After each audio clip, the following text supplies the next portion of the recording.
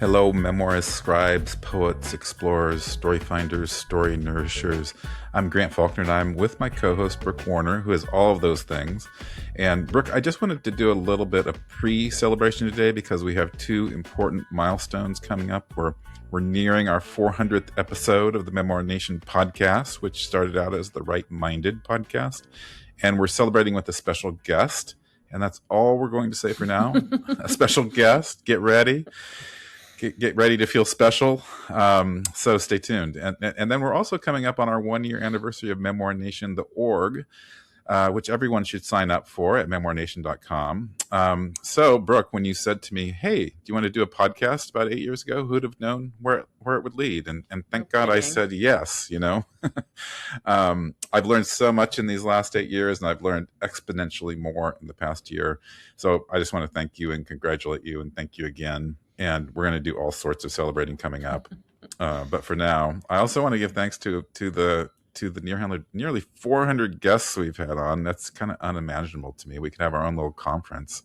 And I wish we could name them all because they're certainly all special. But we've had on Pulitzer Prize winners and bestsellers and really some of the greatest memoirists of all time. That's very, very true. And it does feel amazing to be approaching 400. And I think part of the thing that we won't say, I guess I am saying the part out loud is like, we don't always know who these special guests are going to be. And we're furiously casting out invitations. But I think we've landed on a big fish and I can't wait.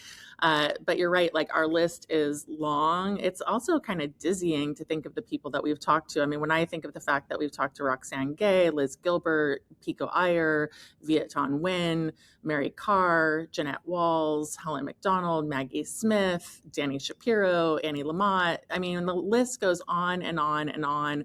That's not even naming all of the Pulitzer Prize winners. And it's just, for me, you know, having all of this history and memoir and many of these people being our heroes, you know, it's pretty exciting to read a book and then to think to ourselves like, oh, well, we could contact them and have a conversation.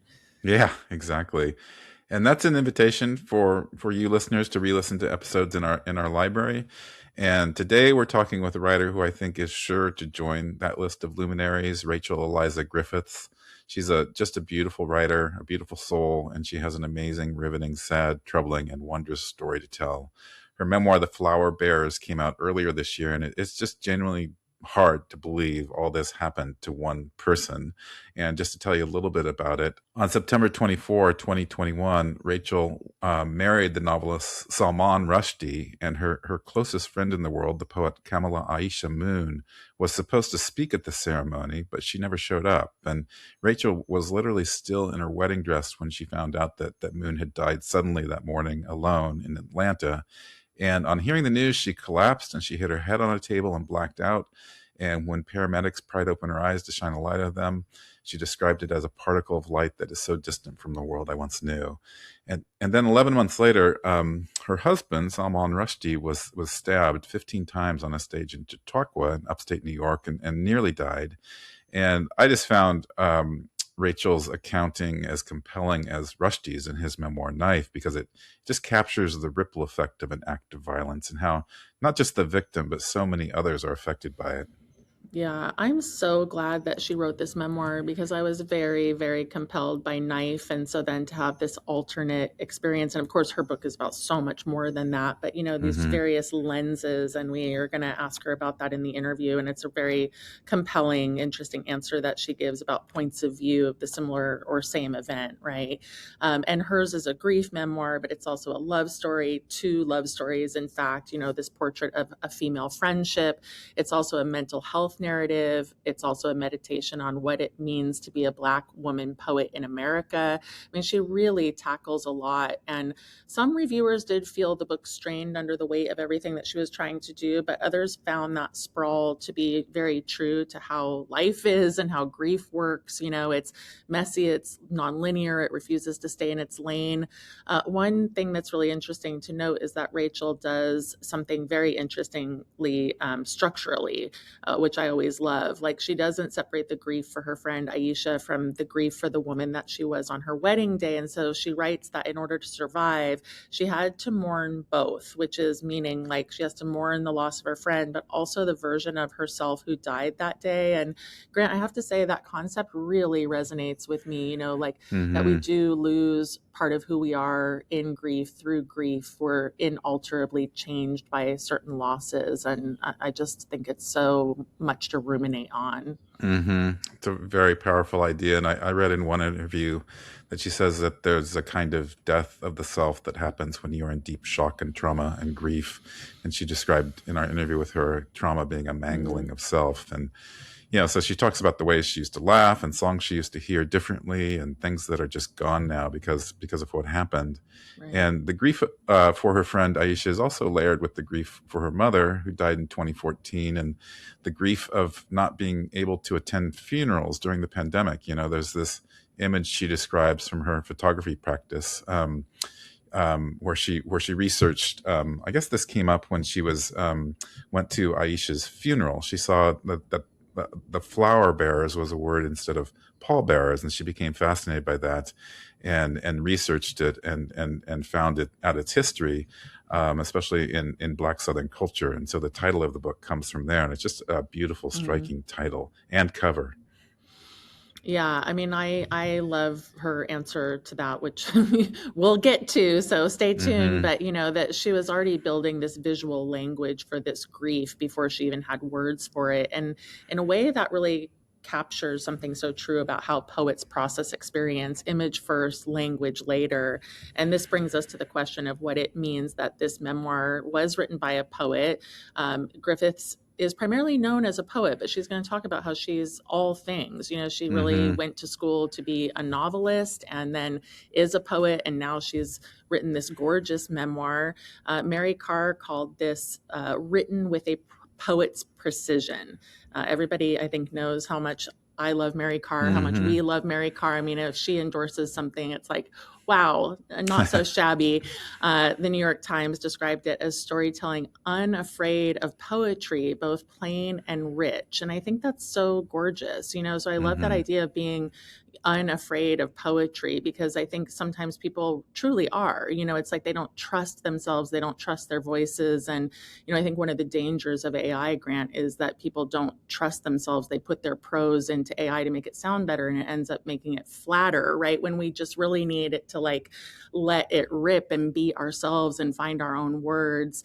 A few readers did note that the prose can tip into what one called purple. I thought that was interesting, that the lyricism occasionally gets in the way of the narrative engine.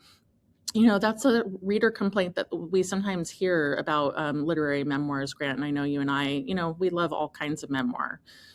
Yeah, it is. And we actually, I forget which episode this was, but we had a discussion of that, about the more kind of plain, direct storytelling memoirs versus those that are more lyric. And I think I am a different type of reader, I guess. I definitely didn't find Rachel's prose to be purple at all. And in fact, if that's purple, I want more of it. And I know I'm at the far edge of the spectrum, because I want everything to hold some sort of poetry. And I know that the instinct towards compression and metaphor isn't always maybe what a memoir needs, and that sometimes you need to, maybe inhabit a scene more and let things be more ordinary before they become so extraordinary. That's a pressure that I feel with my own writing. But to me, Rachel's poetry, it's just key to understanding her emotional state and what has happened to her. And she actually talks, she has a fascinating answer about why she didn't write this memoir as a series of poems. And I just want to note a couple of my favorite memoirists who did start as poets, though. Mary Karr herself is the obvious example. She was trained as a poet and then became one of the defining memoirists of the late 20th century with the Liars Club and more. And then there's Maggie Nelson, whose memoirs Bluets and the Argonauts exist somewhere between theory, poetry, and memoir. And her memoirs work precisely because she doesn't try to be a traditional memoirist. She uses the hybrid form as the form itself. And I probably discussed Bluets 50 times on this podcast because it's one of my favorite books. And then, closer to Rachel's world, there's Lucille Clifton, who is one of her explicit literary foremothers in the book. And Clifton wrote memoir adjacent prose that had the compression and kind of spiritual weight of poetry. And then the literary lineage Rachel claims, Clifton and Toni Morris and Alice Walker, Gwendolyn Brooks is one where the boundary between poetry and testimony is always porous.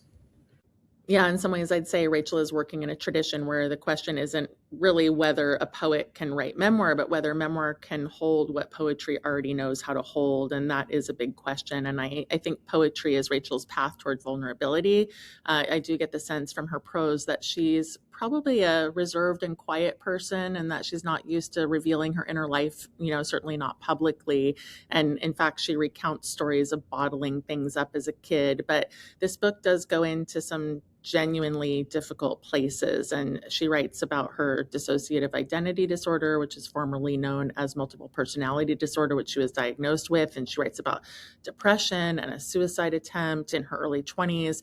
There's even a harrowing chapter when she calls a suicide hotline, and then unbeknownst to her, the police were notified and dispatched to her apartment, and they demanded entry, forced her to the floor, handcuffed her, ignoring her requests. It is a lot. But then she wrote this line that is really poignant that says, I hadn't been arrested for any crime, yet my mental health episode had criminalized me.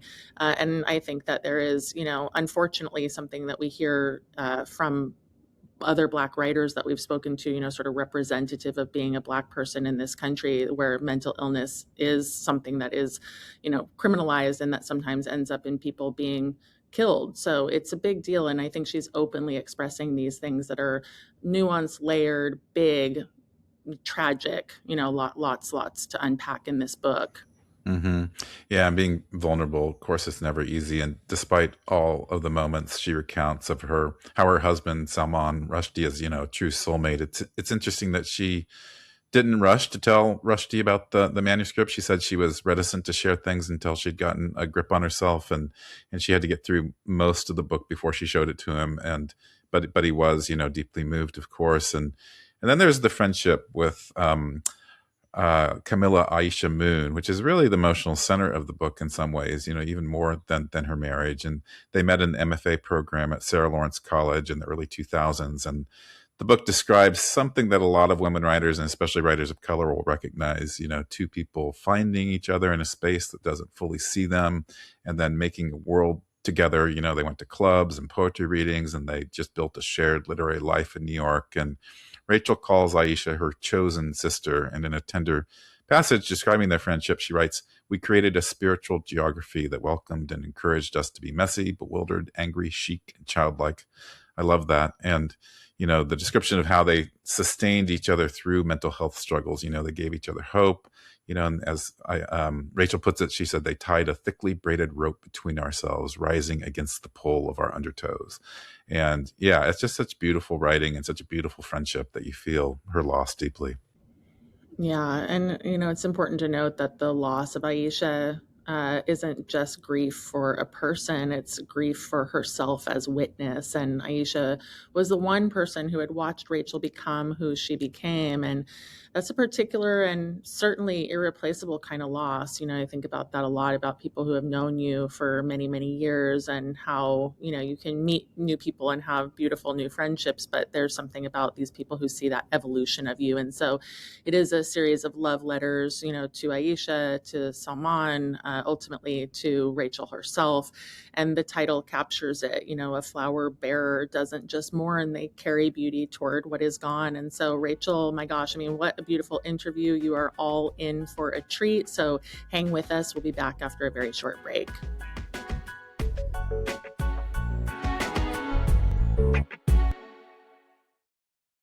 Welcome back, everybody. I'm very excited to introduce our guest today.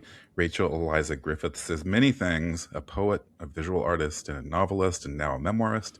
She is a recipient of the Hurston Wright Foundation Legacy Award and the Paterson Poetry Prize, and was a finalist for an NAACP Image Award. She is also a recipient of fellowships from many organizations, including the Cave Canem Foundation, Kimbilio, the Provincetown Fine Arts Work Center, the Robert Rauschenberg Foundation, and Yaddo.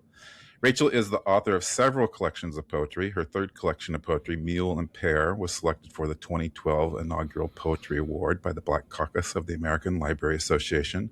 Her fourth collection of poetry, Lighting the Shadow, was selected as a finalist for the 2015 Balcones Poetry Prize and the 2016 Phillis Wheatley Book Award in Poetry.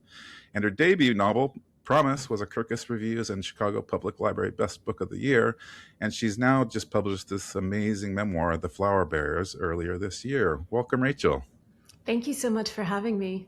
Yeah, it's such a treat for us. And I often like to start by asking writers about the titles of their books. And The Bearers is such a striking title in that it immediately holds layers. I was thinking flowers are obviously a source of many things, including happiness and celebration, yet also they're a salve for grief.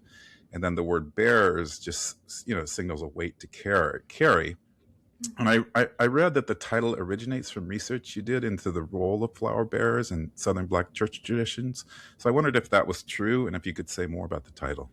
Absolutely, Grant. So The Flower Bearers is a very layered title for me, and I think that's why it worked so well and intuitively for the memoir.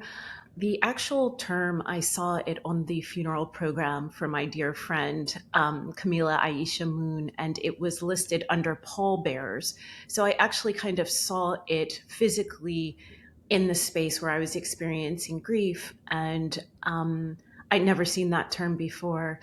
And as I was working through the book, which had a different title at the beginning, this phrase, flower bearers, when I was going back through relics and objects and things connecting me to my dear sister, and I said, what are flower bearers? Because I think of flower girls for weddings. And so, but it wasn't that. And so I started to do some research and found out that flower bearers, they still exist. They're not as common as they once were, but they do appear predominantly in Southern Black funeral, homegoing services. They've been around for 100 years, I think longer. They just probably had a different name. And they were these young women, young girls who would be dressed in white, beautifully, beautifully dressed. And their role would be to carry flowers for the family of the loved one who had been lost or who had died. They would take flowers perhaps to the cemetery or arrange them in the church or have them at the family's home. And eventually the roles shifted and flower bearers became older women in the church. It was kind of an intense role because they're almost described as brides of death. And so when I saw that kind of description, it couldn't have been better for the subject of my memoir. That's really fascinating. And I love how you say that, the multi-layeredness that a title takes on, and then you kind of know it must be right. And it is a beautiful title as well. And I wanted to go straight to the heart of trauma. I mean, trauma compounded trauma for you. And you realize that in order to survive your grief, that you're going to need to mourn not only this friend that you lose, your dear sister friend, but also the woman you had been on your wedding day. And you talk about this notion of you also died that day. And it's another interesting layer about grief and the catastrophic loss that can kill not only the person who is gone, but also a version of the self that existed in relation to that person. And Grant and I were both really taken by this. And I wondered if you could talk more about your exploration and excavation of that subject. Sure. I feel that a thing happens when we lose someone that is so elemental and beautiful and such a dominant part of our relationships and how we organize our identities. When that person is no longer with us, there's a massive hole and we suddenly are stranded or at the bottom of the hole or looking down into this abyss that contains our own identity and trying to figure out what happens now. Will this ever be filled? And who am I now? I think for me, in the memoir, the death of my dearest, closest friend suddenly blew open a wall in my sense of identity. And I kind of was just looking out into this landscape of what's going to happen next. I think there are ways that I'm very much aware of her absence, even though I like to think of her as being very present in my days. But there are certain ways I laugh. There are certain jokes. There's certain kind of shorthand vocabulary, facial expressions that I no longer have even in myself, because she isn't here in the way that we were together in the world. And so for me, that's a death, that's a loss. There are ways of thinking, questions I might ask that I don't have access to, or that it's too painful to think about that and to try to continue with that. It would be performative in a way to do that now. And so I think the loss of my friend, as well as the experience of what happened with myself and my husband, that was a second death. And so within a few months, I literally felt I died twice, but I was already very low when the second event happened. And so I really felt that I was really at rock bottom, as far as not knowing anymore who I was, what my compass was, what was my center, and just feeling very unsafe. And that kind of trauma, it mangles the self, and you really have to struggle and fight to hold on to the best parts of yourself, the strongest parts of yourself, so that they can help you as you're trying to kind of climb out of, I don't know, to climb out of hell is what it felt like for me. Mm-hmm. I love that phrase, that trauma is a mangling of the self. And I think that even strangely invites in, like, how do you represent that mangling of self in language? And Mary Carr said you wrote this memoir with a poet's precision, reflecting your origins as a poet. And I was thinking that so many poets have essentially written their memoirs through their poetry collections. So I wondered what made memoir the right container for this when poetry has been your primary language, I guess. And also, I just wondered about your thoughts on what a poet brings to prose that a prose writer doesn't, and were there moments when the poet in you had to step aside from the memoirist to speak plainly, or vice versa? Absolutely. I mean, I think what may not be as widely known for me is that I always wrote prose and poetry at the same time. I think externally, I began to publish poetry first. And so there's been the narrative attached to me is that this is a poet who's now gone into these spaces. But actually, when I met my dear friend at Sarah Lawrence, I was studying fiction because I wanted to be a novelist. And when I was a child and wrote, I was always a writer and an artist as a child, but I always wrote them at the same time. I wrote stories and I wrote poems. So for me, they're a kind of two-headed, maybe they're fraternal twins in how I organize language so that they play off of each other. I've also written a novel and want to write more novels. So when I think of how I wrote The Flower Bears, some of the content and material is my journey as a poet as it relates to my dear sister who was a poet. But I was always, mostly during our friendship, I was working on a novel. And then I began to work on poetry and be less shy about my poems and start to publish them and hang out with poets and realize that I could kind of bring my poet self into open air and it would be okay.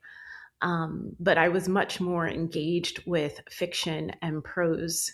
And so the Flower Bearers, I feel for me, is where there is a kind of intersection of all of these forms.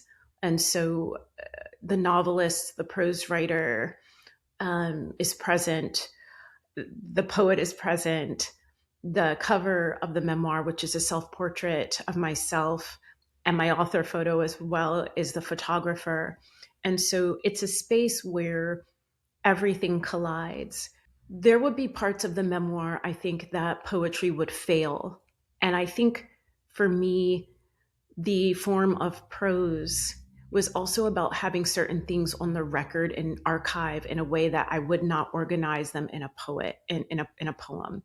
A poem, I would be lyric, I would be altering things, I would have to deal with stanzas, I would have to think of images and do something else that I feel would have made a veil or a space between me and my reality. By writing in prose, it forced some acceptance for me because the language was, this happened to me. and I'm putting it on the record and I'm showing up for myself. But there's also so much that I don't want to forget and that I want to be known. And I think prose was better, memoir was better for that than me, the immediacy of it. And I have to say, during the past few years, my brain as a poet has not really been activated. It was very hard for me for a while to even read poetry because of my grief about my friend. And I think for me, being the shapeshifter that I am, having access to my visual identity, my prose identity, and my identity as a poet gave me a kind of superpower to really craft the memoir beyond the actual, electricity of the actual content and the trauma of the content. And that was exciting to me. But I really, I could never choose between poetry or prose or visual art. They're really, I don't know, maybe even triplets or something. And I have to have them all. And I have to fail in all of them, but I also have to learn and get the information that each genre, each form offers me. Mm-hmm. It's such a shame now that right when I asked that question, you started to respond. I'm like, it's just such a shame that we use labels, really, of you're a poet, and so you're breaking the shackles of poetry to explore another form when that's not really the case. But I think Mm-hmm. there's certain shackles of poetry that I really like, Right, and exactly. at the same time, I feel like my novelist brain, as far as pacing, scenes, characters. What am I doing with chronology and time in the memoir? Because it's not a linear memoir. It's almost like a loop I think of it as a belt or something, or it's a kind of necktie or something. It goes at this point and it comes back and then it goes forward. But my my brain as a novelist had to help me there because the poet would just want to talk about the emotions or very small little isolated fractured things rather than building a world, a setting, time, and dialogue and all of these kinds of things that I don't necessarily typically have in my poems. Right. Right. Well, and from my publisher hat says, no, we have to have categories because otherwise, how do we tell people to be more lyrical and more poetic, and which is always what I'm looking for in memoir. And so your book is so beautiful. And I wanted to ask you, a little bit more about your friendship with Aisha. And you've been calling her your chosen sister throughout this interview. You write about her that way in your book. And you write about her with the same depth and seriousness as you do your marriage. And I'm curious, I pulled out this passage that said, we created a spiritual geography that welcomed and encouraged us to be messy, bewildered, angry, chic, and childlike. So many of our stories, both fiction and nonfiction, tend to center romantic love. And I'm curious if you could talk about representing female friendship as a great love. For me, female friendship is a foundation of the work that I make, my imagination, my lived experience, thinking of my friendship with my mother. I don't think I have been the type of person who prioritizes the romantic relationship, if I think about it, because I don't look to the romantic relationship to give me everything, to give me an identity, to give me a sense of purpose. It is a story, a dimension, and a greater arc of a person coming into their becoming, particularly women. And so for me, growing up in my 20s with my dear friend and just friends, it was women. We had each other's backs. It would be non-judgmental. We weren't performing to like win each other. And yet, I was completely smitten and in love with my friend and her gentleness and her wisdom and her gifts as a poet. And so I just never have been the type of person who the romance is going to be the end all be all. It's not on the marquee for me. It's organized with a full kind of dimension. My friendships, I show up and as present for them as I am for my romantic relationship, my marriage, But even within my marriage, I do have to have and I do have a wonderful friendship with my husband. The friendship and the intimacy is just something that I carry toward the people in my life who are in my inner circle, and just that sense of seeing the fullness of someone, the imperfections, that it's all a work in progress. And so I think sometimes people in romantic relationships sometimes think they'll arrive in their relationship and that's the destination. And it's just, I just don't, my imagination doesn't center it that way. And my mother was very, very fierce, and she was just like, don't ever do it, you know? And so I listened for once to my mother, and she just didn't do that. And yet I love my marriage. It's wonderful. But I like the idea, and I think my husband likes it too, that we're very independent entities who have made a choice and decision to share our lives with each other. Powerful. I think that's a great definition of marriage. Well, not a full year after Aisha's death, your husband, Salman Rushdie, he suffered a near fatal stabbing at the Chautauqua Institution. And I actually visited Chautauqua soon afterward, and it was just so chilling to hear how it had happened, you know, while I looked at the space where it happened. And what's interesting to me is how your memoir refuses to treat these two separate traumas as essentially separate chapters. You know, the traumas accumulate. So there's the question of how a person survives catastrophes that happen simultaneously. So I'm curious how that affected your writing of the memoir, if you started it before someone's attacked, or how writing about both of them in one book helped you understand each event's effect on you.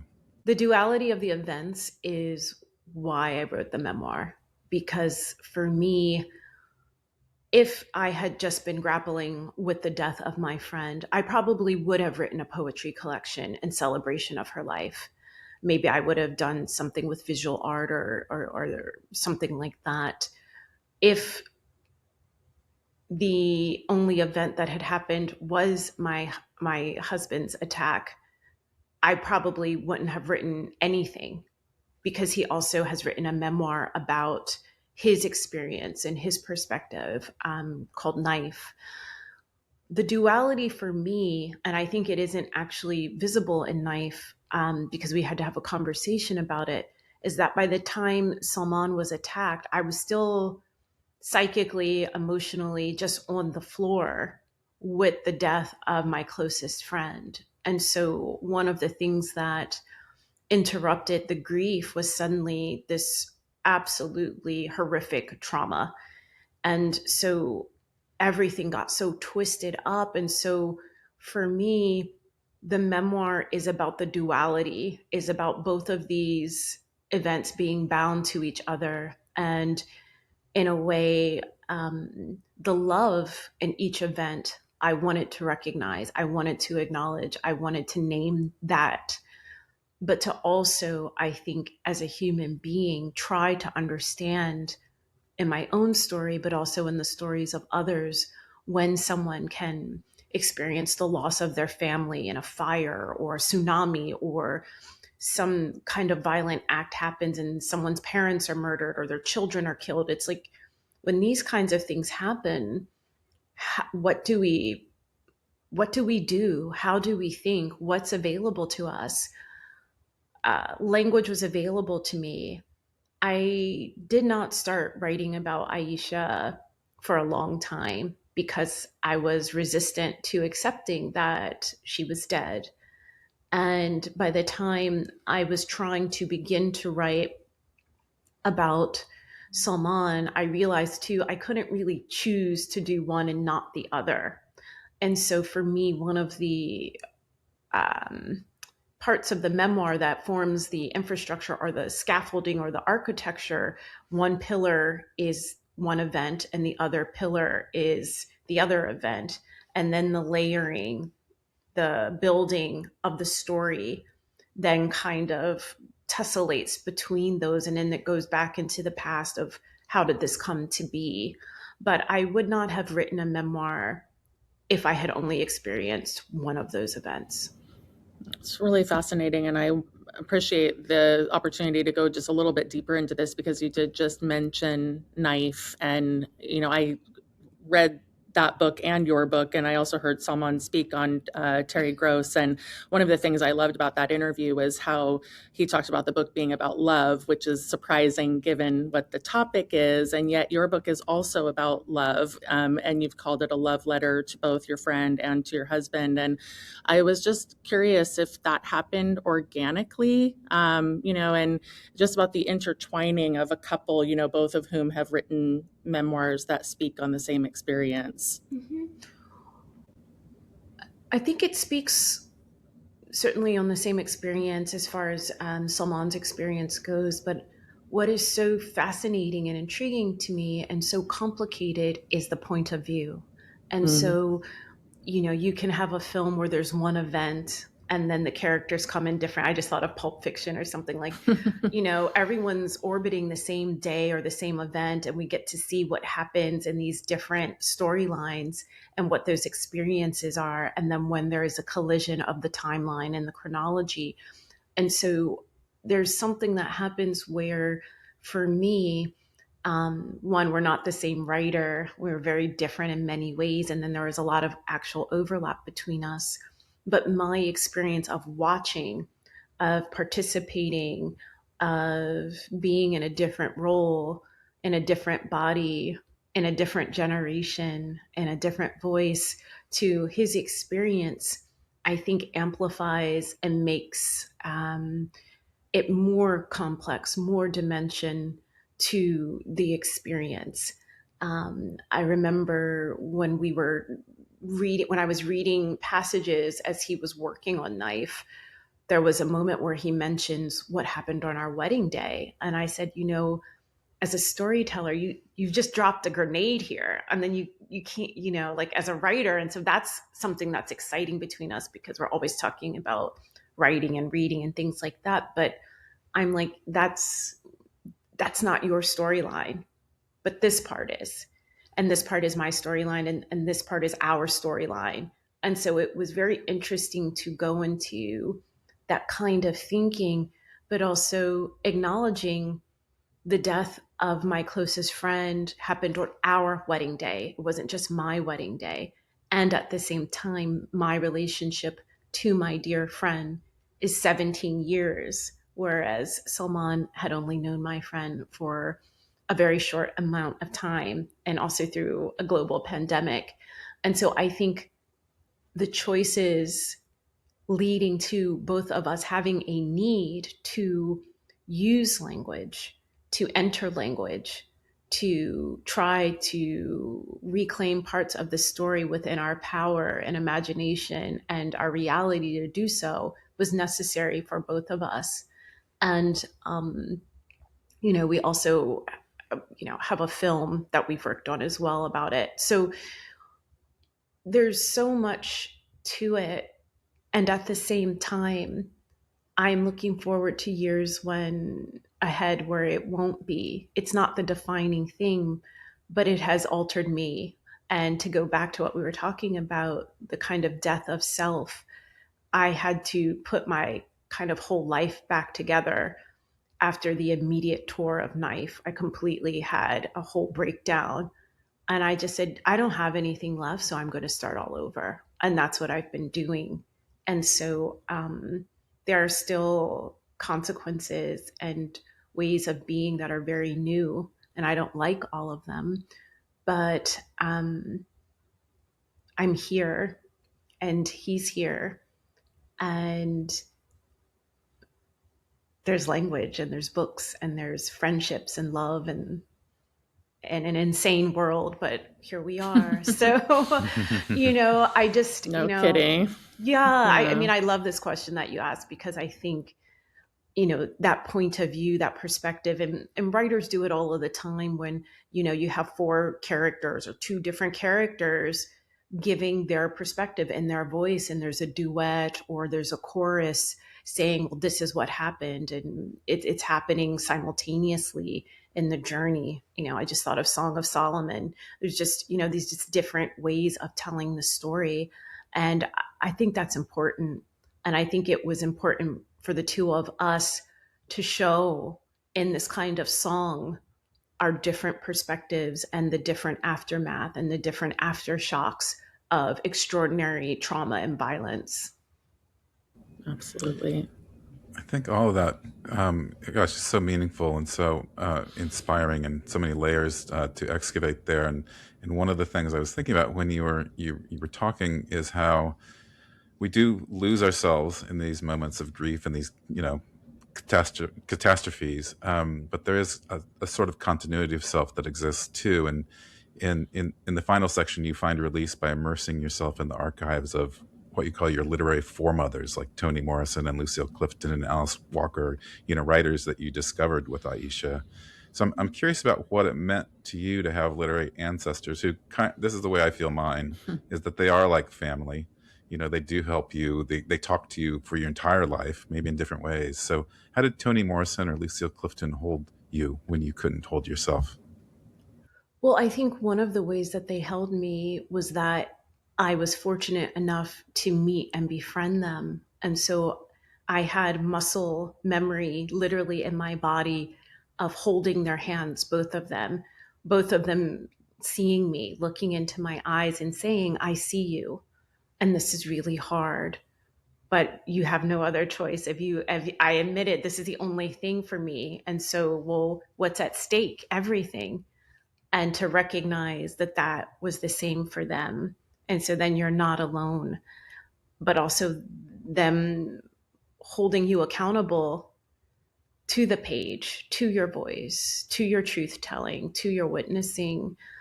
And they stay very present in the way that my mother's voice or, Aisha's voice stay close to me. They stay close to me, and they ebb and flow. And there are other writers as well whose works, James Baldwin, for example, I would say is a literary forefather. But I'll never forget the day that Aisha and I went up to the cemetery and placed flowers on his grave. And to see that he's alive, he's stunning on the page, but also he is a man who lived in a difficult world and gave everything to tell the truth about humanity and being who he was, and often spoke of his children, and protecting Black children. And so I know that I'm one of those children, one of those daughters of his. And I think there's something I also don't do is they're not heroes for me. They're three-dimensional. They're difficult. They're prickly. And I like that. I don't want them polished and embalmed in some kind of way that suddenly there's this distance because they're up on a pedestal. To go into the archives at Spelman and sit with journals with Audre Lorde's handwriting, with Audre Lorde's hair. It's the relic of a real human being who was defiant in their imagination of what was available, their wonder, their desire, their suffering, their grief, their bodies. And that is just for me is just, I want to walk on that path, and be on that journey. And we're just not, isolated. And as Baldwin says, you think you're alone and then you read. And what I love is that there are just writers in different countries spanning the globe that I turn to. I think suddenly of Edel Anand, who also was a painter, but she wrote essays, she wrote poetry. And, she's stunning.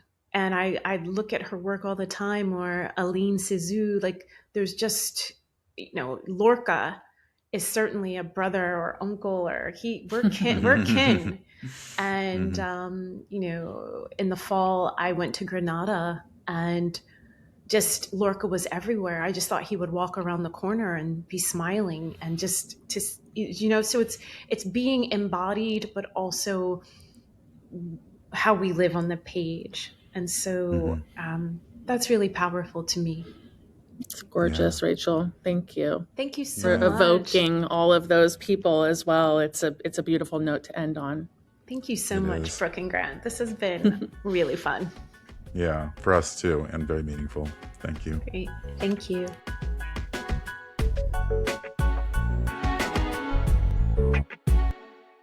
So, Brooke, I want our listeners to know that I search long and hard every week so that we can find different book trends that don't relate to AI, which is difficult. But that has led me to several dog-related trends, which I'm super happy about. So, between dogs or AI, I'm choosing dogs. And the New York Times actually recently ran a feature titled "The Best Writing Tip: Get a Dog." I love that. So we both have dogs, Brooke, so I want to explore that a bit because every time I've come to your house, you've apologized for your dog's rather exuberant and energetic greetings, which I happen to enjoy. So are you game to go public with your dog writing experiences? Yeah, all the way. And I will say I do apologize because our younger dog is a jumper and he is just so excited, like you said, exuberant to see people. And it's difficult to have a dog that doesn't have a sense of his own body or his own impact, But this is why it's, it's interesting to know why or how getting a dog supports you to be a writer, because I think obviously the main reason is companionship. Like they can be with you while you write, you can speak to them and they just listen to you. And, when I talk to my dogs, I always can tell by their expressions that they're genuinely interested in what I have to say. Good story, Brooke. Good choice of words. You can just see your dog, you're making those judgments. Or that's boring. Say more. Yeah. Say more. Yeah. Well, I want to share a few charming dog author moments from the article. I thought the author Alice Hoffman summed up the beauty of a dog's role in writing perfectly. She said, "You're completely alone, but you're not alone," she said. And that's the way I feel with my dog Buster. Isabel Allende says something similar, and she has dogs in nearly all of her stories, it turns out. She says, "I write at home with them in the room. If I get up to get a glass of water or go to the bathroom, they follow. Often I find myself asking them something about the writing. I'm not talking to myself. They listen and understand." Exactly. She said, "Yeah, we communicate telepathically." So yeah, you get Isabel Allende's approval. I just relate, and there is something like you can say anything to a dog and they're like, oh, good, excellent. But not all the like AI. Well, that's true. Less sycophantic, but very true. But not all the authors in the Times piece had such perfect writerly companions. And Roxane Gay said that she was decidedly not a dog person. She had always disliked dogs until she got Max. And then, in the beginning, she finds him annoying, but now she's obsessed with him. The obsession is mutual. I find this very charming. When Roxane is writing, Max curls up on the desk next to her laptop. And then she says in the article, "He's become in some ways part of my writing life. Whenever I'm ready to go do some work in my office, I say, let's go to work. And he automatically knows where to go."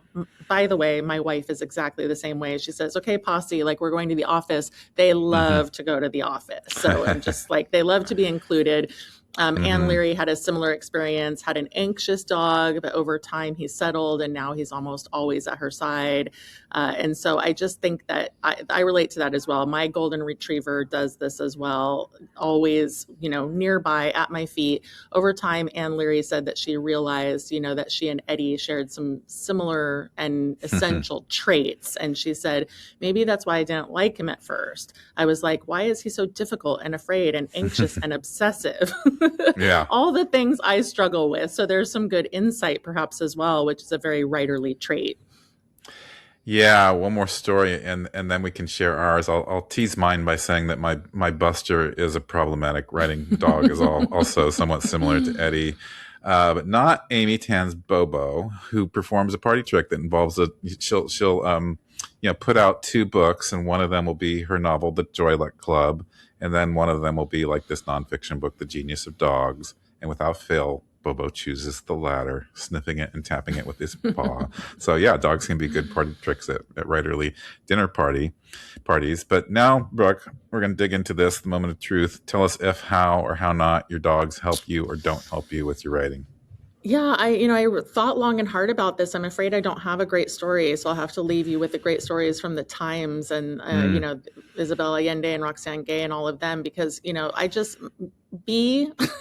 my golden, is just very soothing to me. But I think the reason for that is because she's almost 14 years old. She has not always been soothing. Like when she was a puppy, she was a lot to handle. But I do love that, like, if I sit somewhere, she wants to sit there. And so that is a very golden thing. If people who have golden retrievers know, like people say that goldens are Velcro, she is Velcro. And so I like having her in the room when I write. And I do think dogs, of course, are way better than humans at being in silence without any pressure on their human for how they should behave. And that is a total gift. So that's all I've got. It's kind of broad, but how about you? I think Buster? That works. I think that hits the core of it. But yeah, there's so many ways to look at this. And on one hand, Buster is my silent, dedicated partner. He sleeps on my lap with my laptop propped up on his back, sometimes awkwardly. But I actually usually love him there. I joke that I've written hundreds of thousands of words with Buster in my lap. He fits perfectly. But he also does things like he insists on sleeping with us and causes a ruckus if he can't get into the bed. And he's just caused me a lot of lost sleep because he sometimes growls or snaps when I literally move a muscle or take a breath, and he'll also go through restless spells where he asks to go out about every 15 minutes and barks at the door. But on balance, I'd say he's a positive influence because like you, I do ask him the occasional question and he gives me a good telepathic reply, but he doesn't do any other tricks. I'm afraid Amy Tan's dog has him outclassed. Yeah, that is so funny. I love how problematic Buster is. And Bee is becoming increasingly problematic because she's got a little bit of dementia going on. But, these are good trends. They're much happier than AI. I can't promise that we're going to always veer toward the happy trends. But, we have been sort of bemoaning our negative trends lately. And we're sorry to leave out the cats. We do know that there are cat lovers out there who have not been included. And certainly we can talk next time about how your cats help you write, because I imagine there are so many ways. But keep listening, readers. We'll be back with more trends, more positive trends for these trying times. Sign up for Memoir Nation if you haven't already. We go way beyond dog tips with our support to that community to help you write your story. And there's lots of interesting stuff going on, adding to all the time. So, hey, everybody, we will see you around.